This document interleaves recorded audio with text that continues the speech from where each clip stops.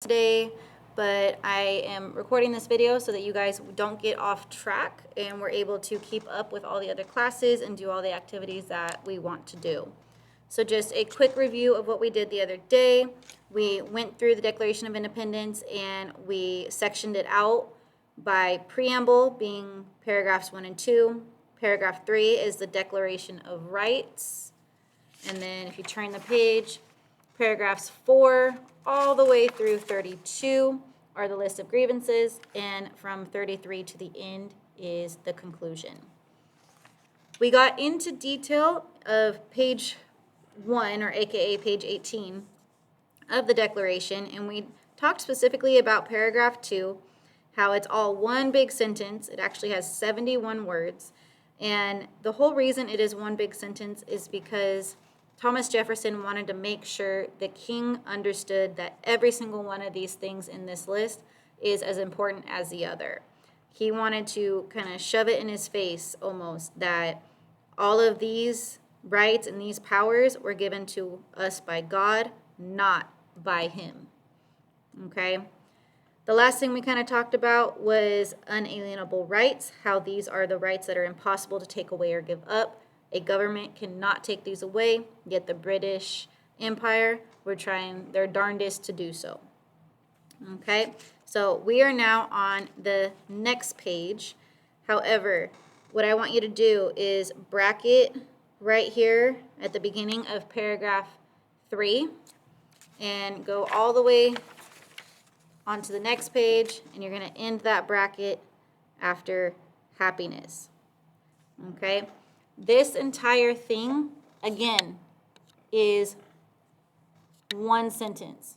And the reason for that is for the significance, but this also serves as our thesis, argument of the Declaration.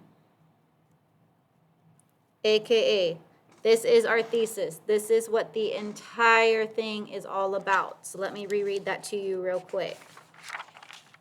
We hold these truths to be self-evident, that all men are created equal, that they are endowed by their Creator with certain unalienable rights, that among these are life, liberty, and the pursuit of happiness, that to secure these rights, governments are instituted among men, deriving their just powers from the consent of the governed, and whenever any form of government becomes destructive of these ends, it is the right of the people to alter or to abolish it and to institute new government, laying its foundation on such principles and organizing its powers in such form as to them shall seem most likely to affect their safety and happiness.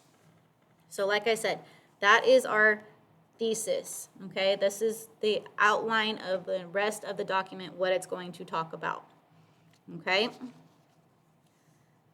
Next thing I want you guys to look into is we have one of our vocabulary words. We have constrains. So you're going to circle that, point to the definition. Constrains means requires or forces. And if we look into the sentence, such has been the patient sufferance of these colonies, and such is now the necessity which constrains them to alter their former systems of government. So pretty much they're saying all of this stuff up here is forcing or requiring them to alter the government because they don't like what's going on. Okay? We are now going to complete the close read. It says annotate. Mark words in the last two sentences of paragraph 3 that seem especially strong or extreme. Okay? So if we look at that, that starts right here. The history of the present King of Great Britain is a history of repeated injuries and usurpations, all having in direct object the establishment of the absolute tyranny over these states. To prove this, let facts be submitted to a candid world. So I'm going to underline these words that are especially strong or extreme. So we have repeated injuries, usurpations, which if you look down at the bottom of your document, that is unlawful or violent seizures of power or possessions. And then we also have absolute tyranny. And if you notice, tyranny, another one of our vocab words, go ahead and circle and point. Okay, tyranny means oppressive power. Now, why would Jefferson use words such as repeated injuries, usurpations, and absolute tyranny? Well, to help you out, it's because he really wanted to show the colonists and anyone else who happened to be reading this declaration just how bad they were having it, okay? Just how bad life was. So up here where it has question, I want you to write that. To show how bad they were treated. Okay. Now, if we look in that close read, it also asks us to look at the conclusion part right here. So what effect might this language have had on the American colonists and the British officials? Now, American colonists, if I was them and I was hearing stuff along the lines of, you know, we're constantly being treated badly and all this kind of stuff, I would agree with Thomas Jefferson, and it would stir up maybe a little bit of anger in me as a colonist, specifically at the king.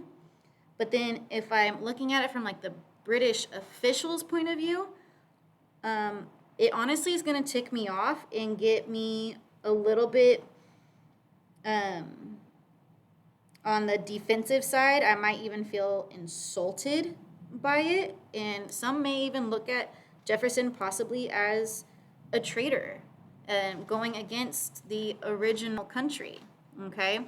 So for conclude, I'm going to put colonists equal mad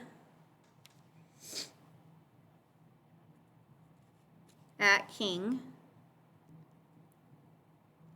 And then I'm going to put British equals mad at Jefferson.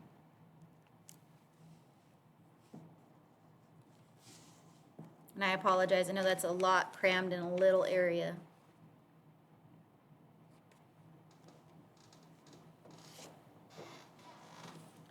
Hopefully you guys are keeping up and are able to understand what I have gone over so far.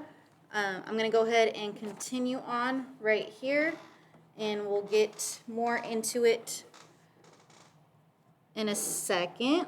First thing, though, I want you to do in this next section, we have another one of our words, assent. So circle and point. Okay, so assent means approval or agreement. So he has refused his assent to laws, the most wholesome and necessary for public good. So pretty much he has refused his approval or agreement to laws. So every time you see he, and I want you to go ahead and underline it, every single time you see he is referring to the king. Okay? And we'll do this on the next page here in a second. But he equals King George. So we are getting into that list of grievances. So every single one of these right here, you guys, is a complaint against the king himself, what he was doing wrong. Okay? Forbidden his governors to pass laws of immediate and pressing importance, unless suspended in their operation till his assent should be obtained. And when so suspended, he has utterly neglected to attend them. So pretty much he's trying to have people pass laws that need his approval, but yet he's not approving them, and he is just ultimately ignoring what the people need. Okay? Some other ones to take note of. He has called together legislative bodies at places unusual, uncomfortable, and distant from the dispository of their public records, for the sole purpose of fatiguing them into compliance with his measures. meaning he would have people meet in weird places, faraway places, all that, just to tire them out enough that they wouldn't necessarily put up a fight or an argument for anything he was trying to get past. They would just be so tired, they would say, fine, okay, I approve, or something along those lines. Okay?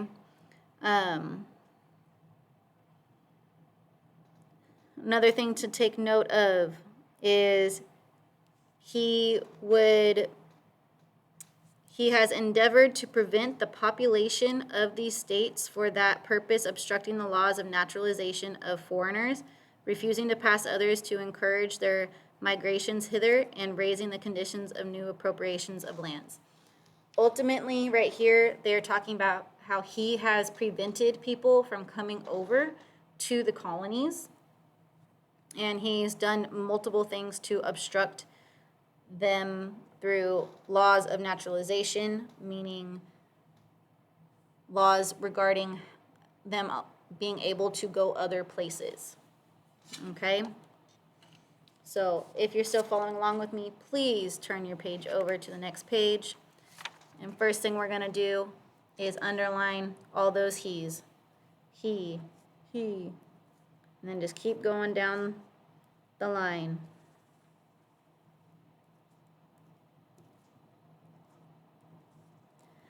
Now, in this middle section, they don't say he anymore, but all of this right here has to do with the one in 16.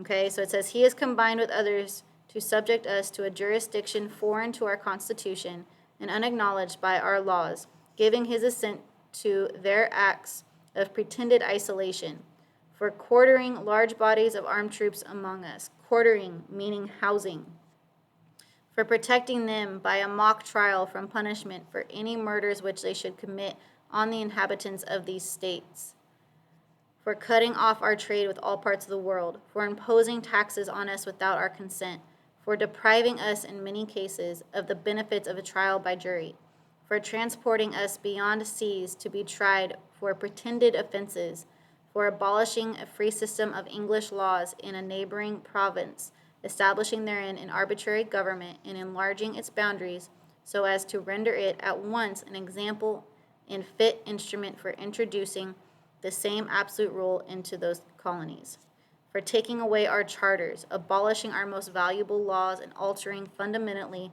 the forms of our governments, for suspending our own legislatures and declaring themselves invested with power to legislate for us in all cases whatsoever. So some of the stuff that I just read that he is mentioning is the fact that the king actually would have some of his army go over to the colonies, pretend to be a part of them, and like ultimately be spies on them. And when stuff would go down, he would protect those ones that he was hiding and would not punish them for things that they would commit while there, such as murders and anything like that. He cut off the trade of the colonies with the rest of the world, so they had a hard time getting any kind of supplies. The taxation without representation is this part right here, imposing taxes on us without our consent. Okay. A lot of times he would not give them a fair trial, and by a fair trial, I mean a trial by jury. Okay. Those of you that don't know, anytime you get into trouble and have to go to court, you have the right for a trial by jury, meaning a jury being people of your area, people that can help make the decision of whether or not you are convicted, not convicted, all that kind of stuff. Okay? He would even send some people back to Great Britain and have them tried in court for things that didn't actually happen. So pretended offenses means things that did not actually happen. Okay, so this is just some of the craziness of what he has done. Okay, we're going to go ahead and complete the close read right here. So it says, mark the verbs in paragraph 27 that describe what the king has done to the colonists. Okay, So we got to look at paragraph 27. I'm going to go ahead and circle it so you guys can actually see what I'm talking about. So it says, he has plundered our seas, ravaged our coasts, burned our towns, and destroyed the lives of our people. So mark the verbs. And remember, verbs are action words. Okay, so a verb, these are our action words. Things that you can actually do. Okay, so looking through this, I'm going to box the verbs, but the first one we have is plundered, and then we have ravaged, burned, and destroyed.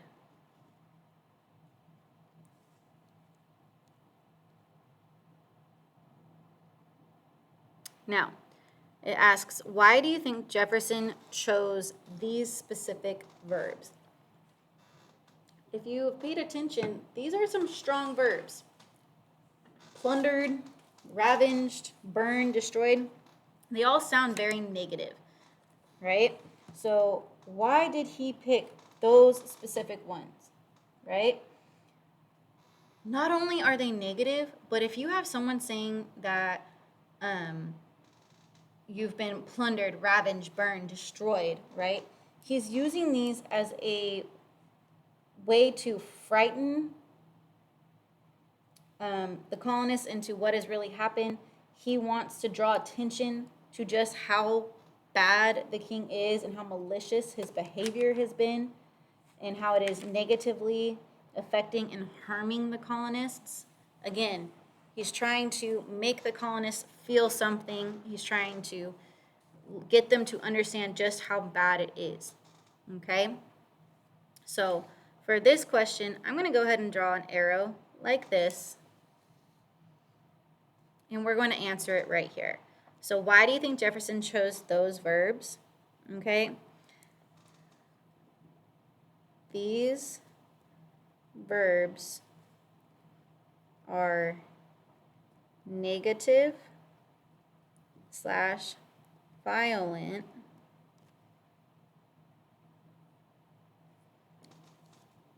and draws attention to the king's repeatedly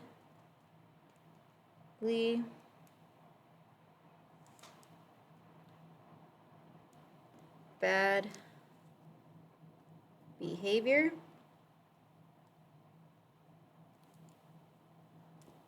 and how it is affecting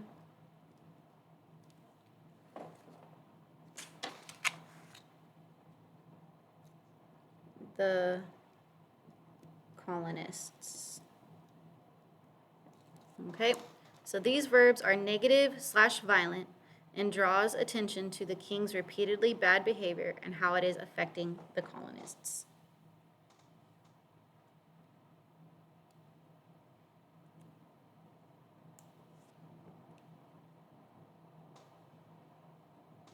The last part of that close read is the part that says conclude. What is the effect of this language? So I'm going to draw an arrow now this way, pointing down, so that way I know my answer for this is down here. Okay, but what is the effect of this language?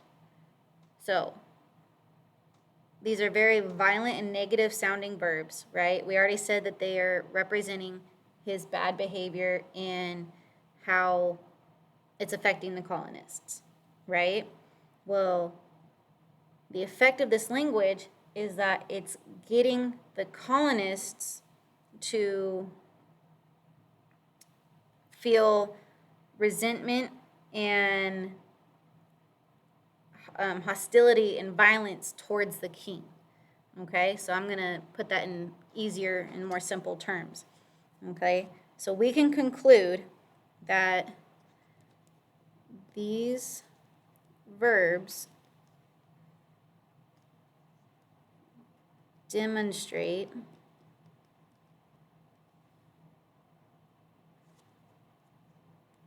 the resentment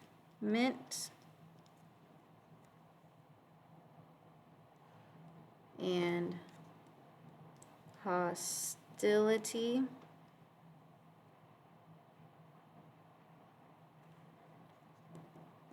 toward the violent actions of the king. So these verbs demonstrate the resentment and hostility toward the violent actions of the king. I'm going to keep this here just for a minute. That way you guys can catch up. I know there was kind of a lot in that close read, but it was important for us to look over those.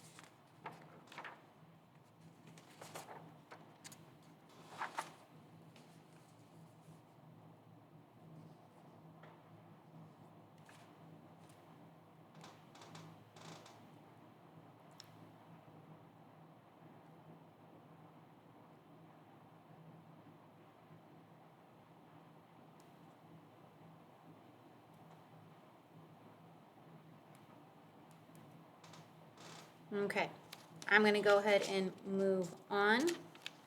So let's go ahead and turn the page. Now, paragraph 32 is really important because ultimately this is where Jefferson is explaining that the colonists and those involved, they have attempted to settle the differences between them and the king has just ultimately refused to any of this settlement. Okay, so paragraph 32, I'm going to write Jefferson explains how the colonists have attempted to settle differences peacefully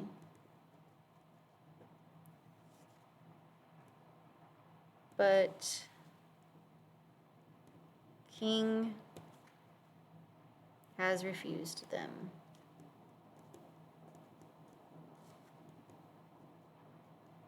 Now, something I really want to make sure you guys get in here is that they did try to do it peacefully. They tried to do it without having the American Revolution or starting any kind of war or fight or anything like that. But ultimately, the king said, yeah, not having it. Screw you guys. I like the way I rule. I like how everything is. And thus, everything that is followed.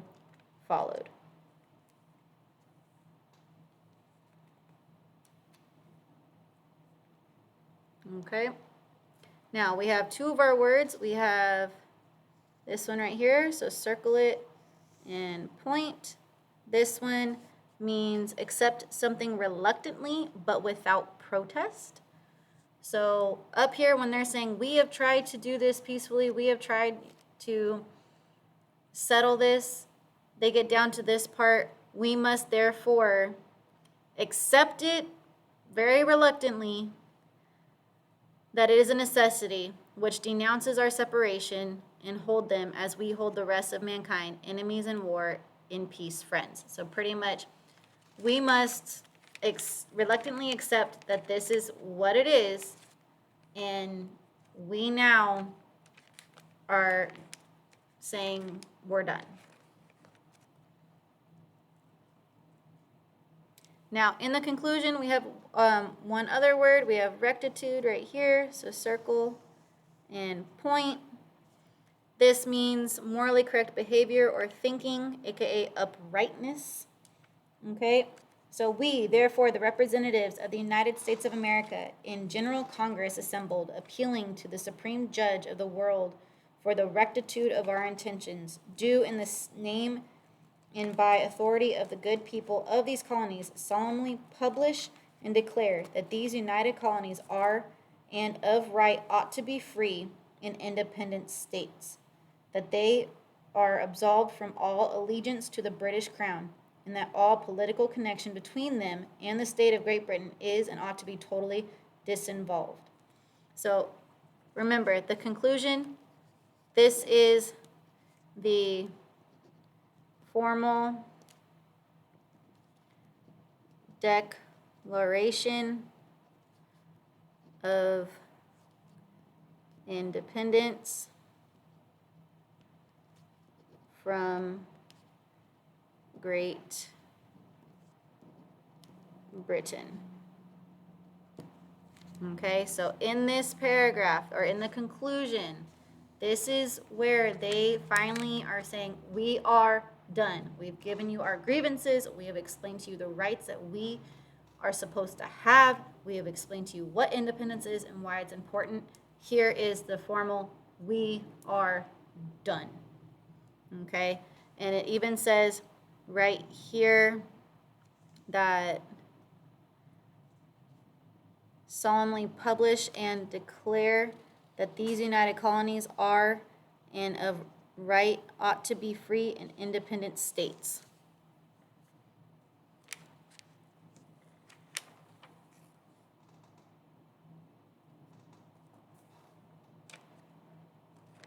Give you a second to catch up on that.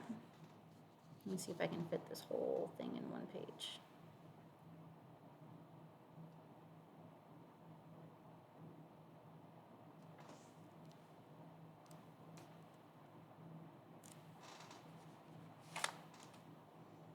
And then let's turn to the very last page.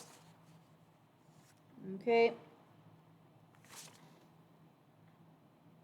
Yep, very last page. And here you will see that this is the final part of the conclusion, and it ends more on a positive note than a negative note. So if we look, we can actually see words and phrases that have more of a positive emotional appeal, such as support of the Declaration, firm reliance, protection of the divine providence, mutually, meaning together, pledge to each other, our lives, our fortunes, and our sacred honor. So it ends on a positive vibe.